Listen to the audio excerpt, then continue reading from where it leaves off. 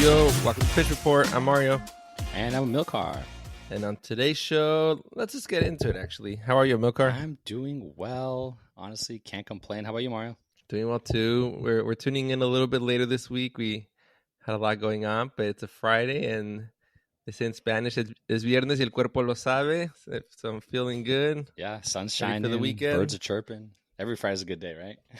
Oh, yeah. Especially now, we actually have like pretty nice weather. Like the sun's actually out for once. It's been kind of cloudy here in Southern California. Yeah, in San Diego, it's gonna be like 80s in the mid 80s the whole weekend, which is really, really hot. That's like the top end of where I can really tolerate before it's a little bit annoying. Yeah, I agree. And the humidity impacts it a lot too, I would say. Yeah, for sure. Oh, speaking of humidity, it freaking rained at the SDFC game that we went to the other day. Remember? Oh, yeah. I mean, but it was, but I remember it being like towards the end, right? It wasn't like until it was right? like the weird like misting for probably close to like the second half, and then it started like actually coming down towards the end of it. So I guess we can add that to the San Diego first SDFC first home game where it's raining. We had a couple too. We had our first blowout win with 5-0 win. I think we had another one, but I really cannot remember what do you consider a blowout was. Is a blowout like what, more than like 3 goals? Would you say like that would be a blowout? More than 3 goals, I would say. Okay. Which I guess we did have one earlier in the season. We got a 3-0, right? We had a couple 3-1s and a 3-0. So maybe that wasn't our first then in that regard. But this one was just like a big one.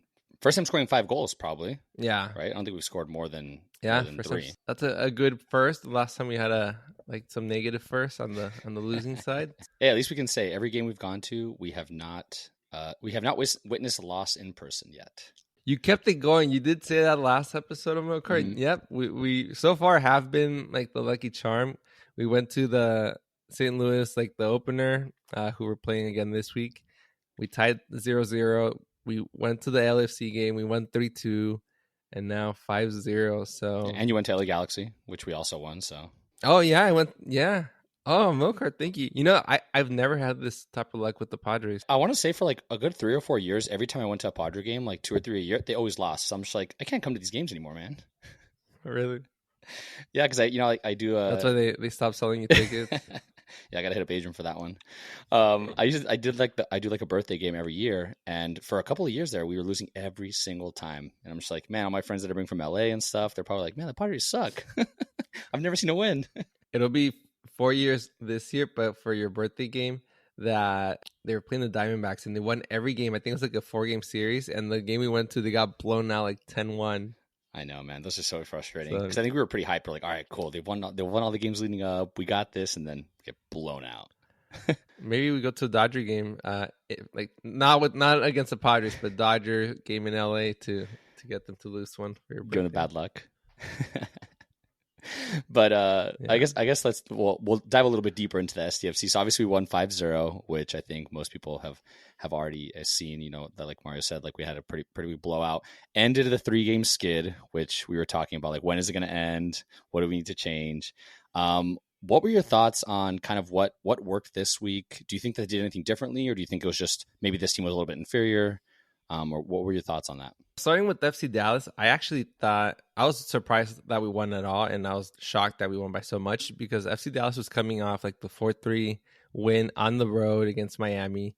They've been a team that's been really good on the road. I don't know if we did well. No, we were a lot better with the finishing. I don't know what else. I think the team ended up just doing what they were doing before, but actually doing it a little bit better. Yeah, I mean, to me, I feel like they kind of finally got back to again playing that like punishing,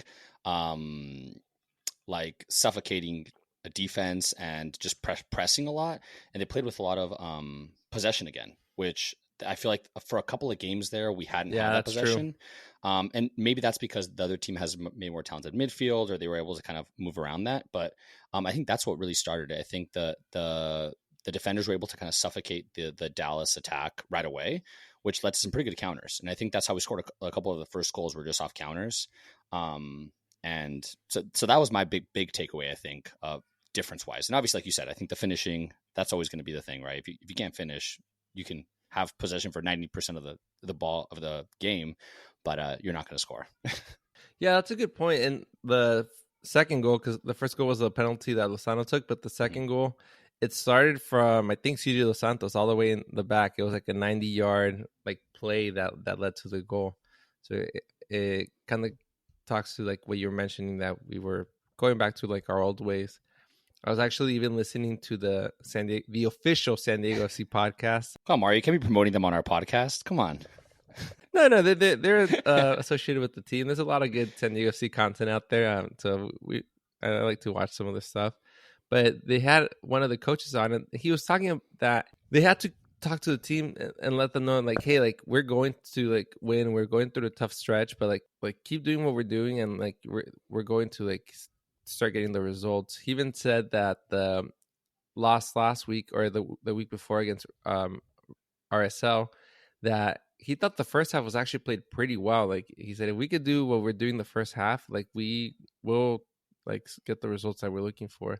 I think that it seems like they have a pretty good idea of like to what the team is and their identity, and they were able to actually, I guess they stayed focused and were able to get the results that they've been looking for. Yeah, and I think kind of mentioning back on kind of playing the same way, they're still playing from the back, and I will say they still had a lot of mistakes and a lot of like quick giveaways, but they weren't punished this time, which I think that is probably the biggest difference between the quality of finishers on the opposing side. Obviously CJ Dos Santos is playing like I don't know, I think some of the best soccer that a goalie's playing in the MLS in reality. And we'll talk a little bit more about goalies later on, but he's kind of masking a lot of those issues because he's able to make some like incredible stops sometimes. But there was still like I probably can count 3, 4, 5 times that they gave up the ball in their own half, the defenders, and they're passing out of it, and either they were able to recover, thankfully, or CJ Dos Santos had a pretty great stop. So I think that's still a little bit frustrating that they haven't kind of figured that out, and I feel like that should be a big point to take home when they're practicing, right? It's like we got to practice how to get out of these things when you're cornered in kind of in your own half, and how to not give the ball away. Absolutely. And I do wonder, once we play like some more attacking focused teams, if we are going to get punished again like we did against like a Charlotte, where we just seem to be completely overmatched. So it looks like it's like it's either one or the other. We haven't had a lot of like super like close games where it's, I haven't seen like a back and forth type of match, kind of like we did with like Inter Barcelona in the Champions League, because even like our close score lines where it was like a 3-2 where we beat LAFC, we dominated it. We got 3 goals. We were dominating, and then they got 2 goals really quick as well. So I wonder if we would be able to play that type of game, like an intense like game where we're going back and forth, and or maybe where it's like you're not really scoring much, but it's going to be a 1-0 really intense game as well. Mm-hmm. Yeah, I mean, and speaking of... which I guess we kind of had something like that with St. Louis City. The first time or the second time? Oh, no, the first one. Yeah, the second one's coming up. Yeah, the first one, and then, second one's coming up. Yeah, and I guess speaking of, 2 goals, did you think this was Chucky Lozano's coming out party? He had 2 goals, 2 assists. It seemed like it to me. He was, I think, player of the week for MLS in general. So, yeah, I would say so. And hopefully there's more where that came from. I think he ended up tying Anders Dryers for, like, most goals for the team. I think he's at 4 now. Mm-hmm. So, yeah, I would say so. It was nice to see him, like, living up to the hype that he had at the beginning of the season. Yeah, obviously, disclaimer, one of the goals was a penalty. And I think 2 of his goals this year have been penalties. So he's had 2 from open play. But still, I think it's pretty impressive. And like you said, he won man of the match for the match, and then man of the, I guess, week, right, for the entire MLS. And that's the second person, because I saw that Anders Dreyer won it for the first week. So for the entire MLS, which is kind of nice to have 2 of our guys in there. Bit of a side note on Anders Dreyer, but I get the feeling that he's really liking living in San Diego, just on his like social media. He's always like posting things like around like San Diego. He seems like a happy guy, which I would imagine coming from like Denmark. Like, I'm sure it's beautiful like in parts of the season, but I know the weather can be pretty harsh. So I would think the like Southern California like consistent weather must be nice. Yeah, he's probably like seeing sun for more than a couple of days in a row. It's like, damn, this is nice in December, and stuff. I'm sure for him that light rain was welcomed. He's like, oh, this is better than the snow or whatever. Yeah, honestly, Yeah, that's probably like a spring day for him. Yeah, which is funny. I think your body gets used to it because I'm sure like in a couple of years, if he's still in San Diego, he'll go back to Denmark and be like, wow, how did I ever put up with this? I feel like I always need to have like a jacket anywhere I go because I get like even slightly cold, like at a normal breeze. But I will say San Diego, a lot of people that visit like San Diego or even like LA, they expect really nice weather always. And like the marine, like being near the ocean, like you get that like constant breeze that kind of like, even in the summertime, like in the evening can like still make you cold. And it's a little bit unexpected, I would say. Yeah, and then like the marine layer and the fog and stuff that rolls in, especially when people go visit San Francisco. That the fog out there is no joke. My wife is from San Francisco, and she told me a quote by, I don't know who it was, but he said, "The coldest winter I've ever lived was a summer in San Francisco." It gets so windy and like it's like surprisingly cold. I was visiting San Francisco. I had no jacket or anything. And, like I basically experienced like that quote firsthand. Yeah, I feel like you have to layer all the time. Have like a couple jackets, short sleeve, long sleeves, things like that. We're going to go somewhere where for some teams it's not all blue skies. It might be a little gloomy. We're going to go to the Champions League.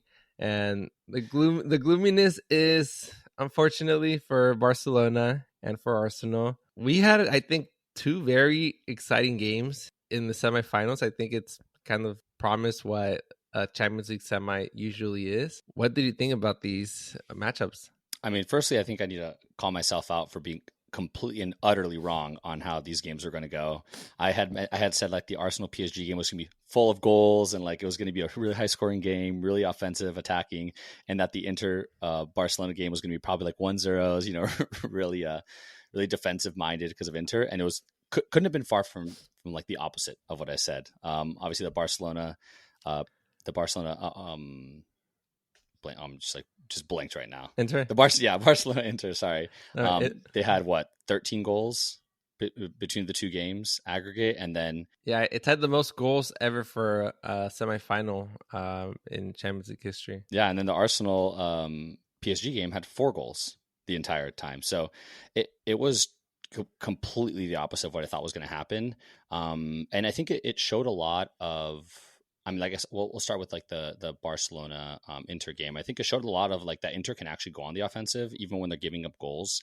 Because I think before, and especially towards the beginning of this year, I think they were winning a lot of like 1-0s, 2-0s where they weren't giving up very many goals.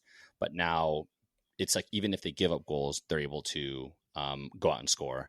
And that second match, the leg in Milan, I would venture to say it was like one of the best soccer games I've watched in general, and for sure this year. Like the amount of back and forth and just like fight and grit that was shown during that was crazy. Because I think when Inter was up 2-0, I was telling my sister, I was like, oh, it's over, it's done, Barcelona's cooked. Like it was 2-0 at half, and then Barcelona comes second half, first 10 minutes, scored 2 goals, and it's like, whoa, what the heck? Like it was back and forth. I thought that was like one of the best matchups and one of the best games. I agree. It was an absolute gift, I think, just getting to experience like such a talented game matchup in general. I think Inter was really good, especially the second game. If they play like that in the final, I think it'd be really hard for them to not walk away with the trophy. I've had different feelings. I felt I'm not upset that Barcelona lost. I wish, like, I really thought we had a chance at the treble, so I was bummed about that. But it doesn't feel like they lost because they weren't good. I feel like they played really well, but Inter was just better that day. I think it was like a game of margins where Barcelona created a lot of shots that just that ended up not going in.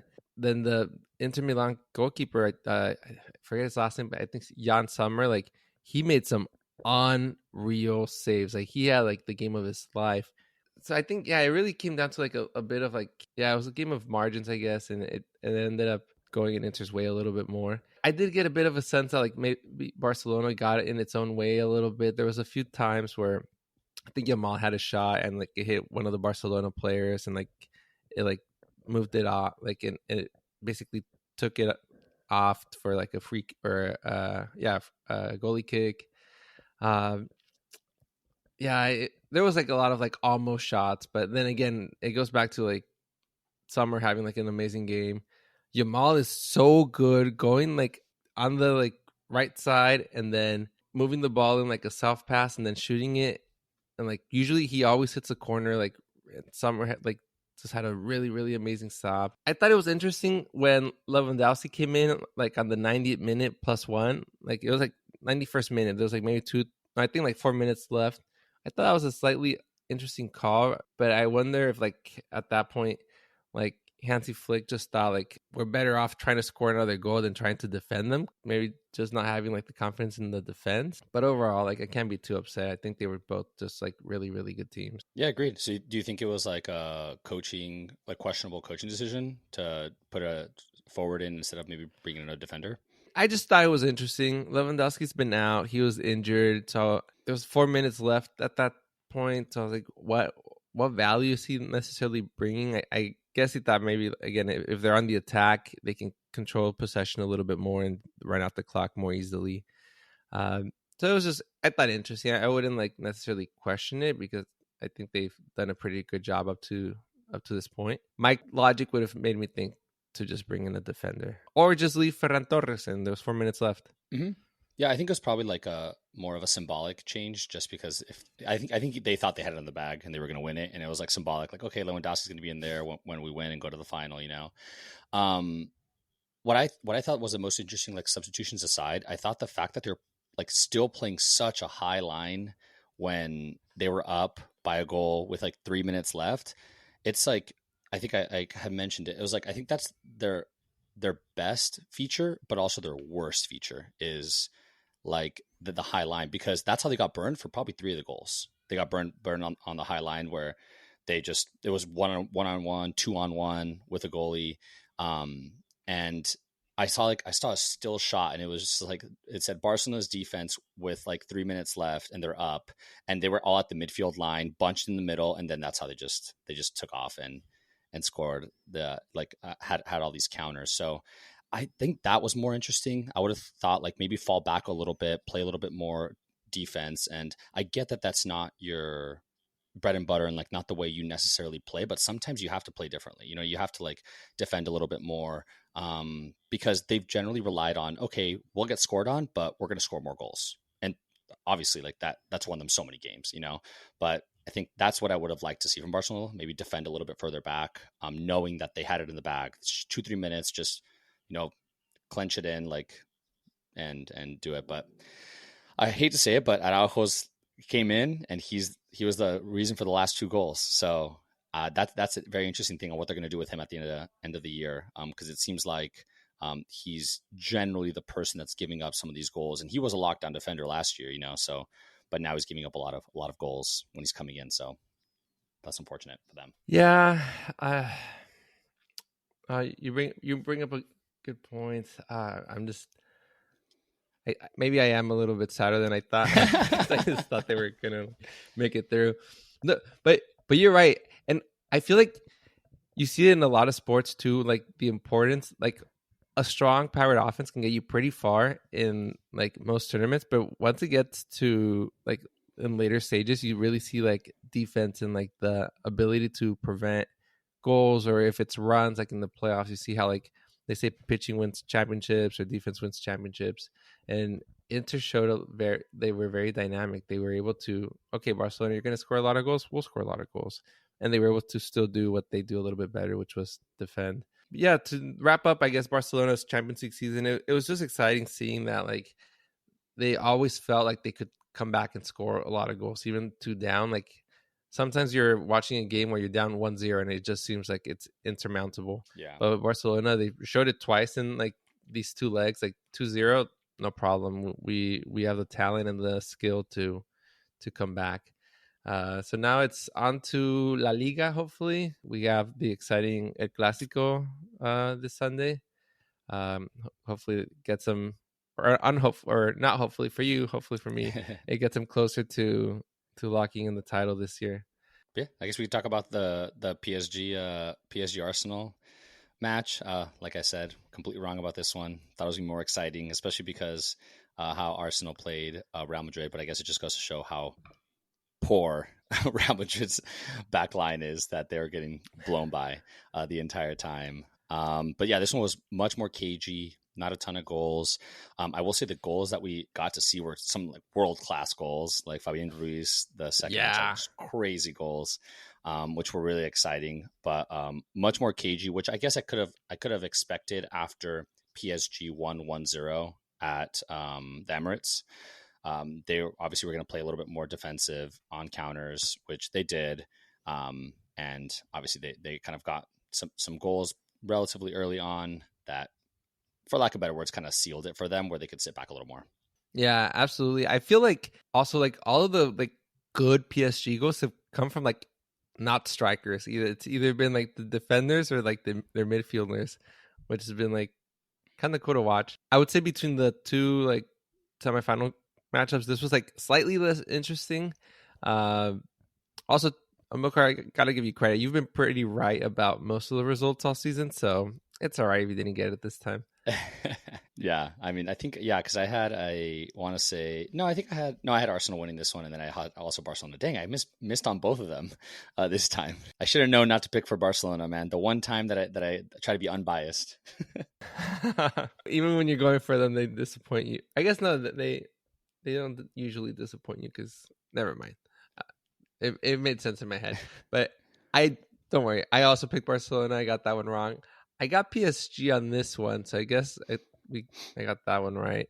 But overall, when PSG went up pretty early on, like first half, it seemed like it was going to be really hard for Arsenal to come back. Then like when Saka and then the Hakimi scores again, it really seemed put away.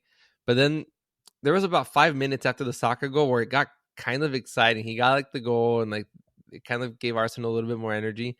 And then he had another it looked really clear like on the replay, or it looks like it was like right in front of him, but it was actually like a really tough bounce coming really fast. It's like a much harder goal to actually put away, but it looked like that could have really made the game really interesting. And I just realized I said really like 5 times. But after those 5 minutes, it just seemed like, okay, it's not going to happen. Like they got like a quick burst of energy and then it just went back to like, we're not going to win. I will say, kind of just touching on the point that you were like, oh, Saka's goal attempt looked like it was like really easy. I feel like as fans, we sometimes watch the games where we're like, how the heck, like you're getting paid millions and millions of dollars to do this, and we just think everything's so easy. And you're like, come on, just tap it in, just shoot the ball. It's like, how many times are you doing that? And then you go out and play, you're like, wow, like that is actually so much more difficult. Or like when people do like the cross pitch passes, like 70, 80 yards. Across on a dime, and you're like, oh yeah, of course, that's just like baseline. That's what they should be doing. And you realize how difficult that is when they're actually trying to do it. Yeah, or even heading a ball, like those balls are coming really fast, and if you don't hit it right, it's gonna really hurt. And a lot of times, like the like seemingly easy things are actually really hard to do, and that makes me think like the Eric Garcia goal for Barcelona. It was like on a volley in the air, like he tapped it in. That's really hard to do, especially when you're already up in the air and the angle he hit it in. 9 times out of 10, you hit that way over the crossbar. So yeah, just to your point, it's a lot harder than these people make it seem, just because they're so good at it. I had a question though, Milcar. I was thinking Arsenal came really close, and the Premier League's been settled. Liverpool won. It looks like Arsenal's going to get second place. Do you think being an Arsenal fan is somewhat similar to what it's been like for us to be a Padres fan recently? And I mean this in the sense that obviously Arsenal's won championships before, not the Champions League, but they won the Premier League, they won the FA Cup, they won titles. The Padres have not. But the last few years, Arsenal has consistently been a really good team, but they go home empty-handed. They've come, I think, in the last 4 Premier League seasons, second place. One year, I think last year, they won like 90-something points they got in the Premier League. And Liverpool's already won it with like 80-something points. So they've been really good. Like to win 90-something points in a Premier League season is really, really good. Mm-hmm. But again, second place. The Padres, for the last few years, have been really good. They were arguably better than the Dodgers last year that won the World Series during the playoffs. At least like their team was on paper, and they go home empty-handed. So I wonder if that's kind of like similar to what it's been like. Yeah, I think it's probably more frustrating to be good and end up second best than to just be terrible and be like, all right, our team's just not good. Like you kind of don't have as much hope in the beginning of the season and things like that. So I will say, yeah, I think it hurts more like as a Padre fan now the last couple of years than it did early on. Early on, it's like, oh, okay, par for the course. Like, the games are fun. It's still a Padre fan, but it's like the expectations are much lower. But now you're expected to like go to the playoffs. When you lose against the Dodgers, you're like, okay, like we could have won, like, and that's way more frustrating than, oh, okay, yeah, it's par for the course. It makes sense that we lost. So as an Arsenal fan, I originally thought this year was going to be a wash, and then they played so well in the Champions League because they don't have a striker. So that's just kind of crazy. At least they didn't for a good period of time, because I think now Saka is essentially their striker. But I will say on the bright side, they're like one or like two pieces away from really being a contender. And you mentioned last year them scoring like 90 something points. It's like they had the League One, like they lost it themselves. They crumbled the last couple of weeks and lost it to Man City. So I mean, that one they kind of shot themselves in the foot for that one. The expectation part, I think, is what really ends up like hurting as a fan, because if you're the team's not good at the beginning of the year, and I'm like a hopeless romantic, or I'm always like Mr. Positive. So even when the Padres had a bad team, I'm like, but there's a chance, and then maybe like a month or two into the season, I'm like, okay, it's probably not going to happen. But yeah, to be in it for like 9 months or however long like these seasons go, like whether it's soccer, baseball, and you think there's a chance and you have that hope for those 10 months, I feel like it builds you up, and then it just hurts that much more when it doesn't happen. And I really felt it last year for the Padres, because I really thought it was our year. I thought we were like, it was in our destiny, and it was just like trying to deal with that reality that no, it's not going to happen. But we're in that position again this year where we're a good team, and maybe this time it will happen. I'm still talking about baseball, but with San Diego FC too, we're seeing it where it could happen. So at least I guess I would still take the expectation and the hope than just being out of it right from the beginning. Yeah, and something I think is really interesting is like the post-match conference, or like post-match interviews.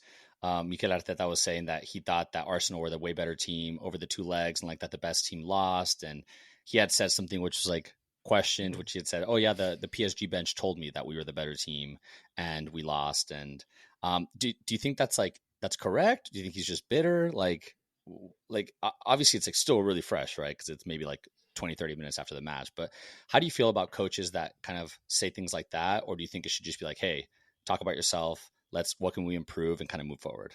I think there are definitely examples where like the better team loses. I think that was true for the first leg of the PSG Liverpool game, where Liverpool had won, and I thought PSG had been the better team.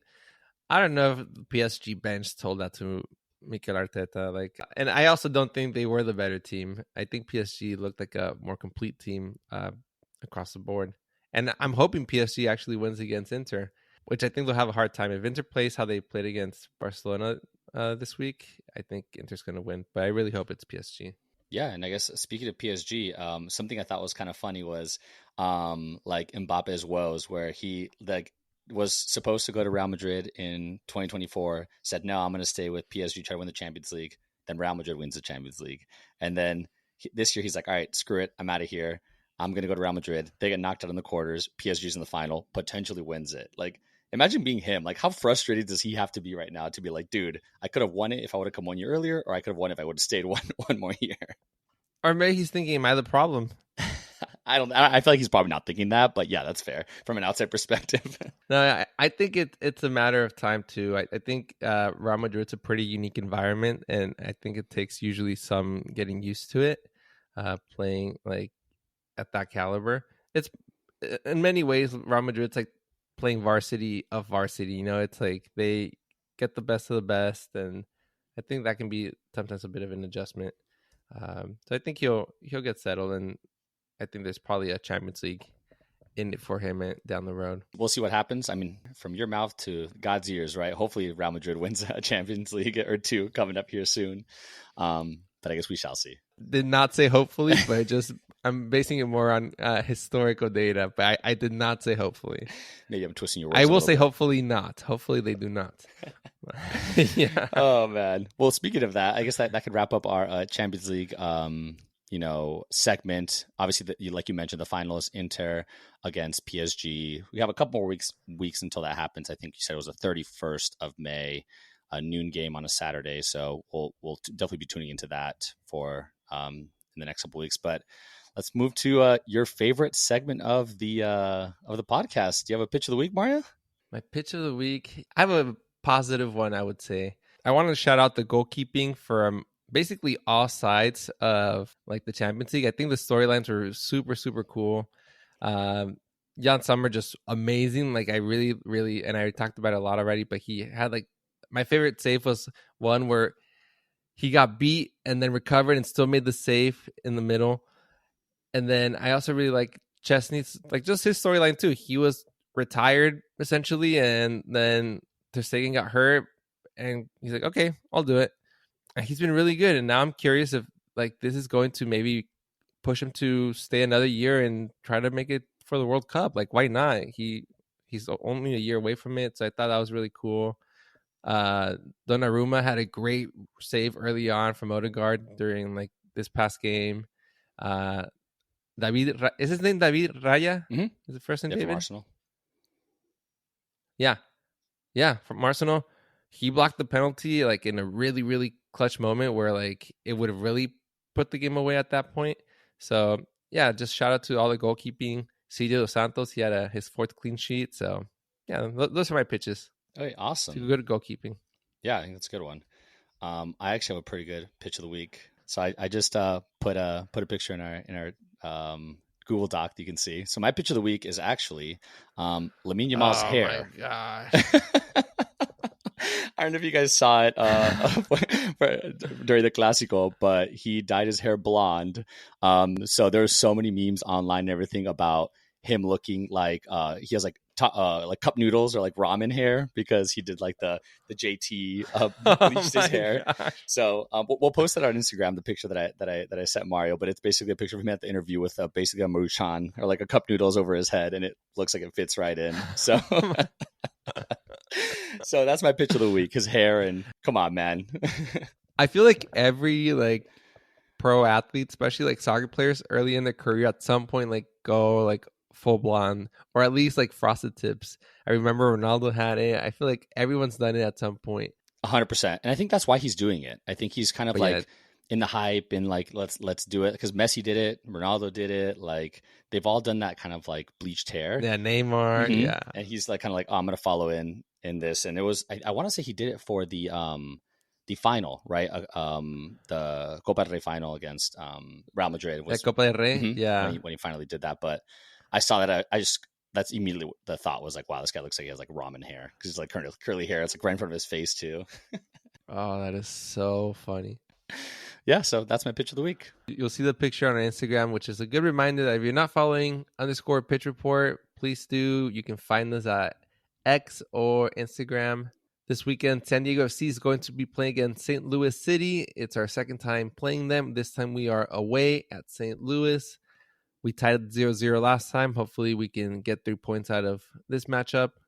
We'll be back next week talking about the game and maybe teeing up some other things going on around the league. I feel like we're in like the finals season of like, not finals, like I guess literally finals, but also like, you know, like in a school year when like May is super busy because you're basically taking all your final exams right before summer, and then you have like a break. And I think that's exactly where we're at. We're going to have some downtime once all the league cups are done, all the tournaments, and then we'll have time for a summer break and maybe some fun episodes that are a little more soccer adjacent.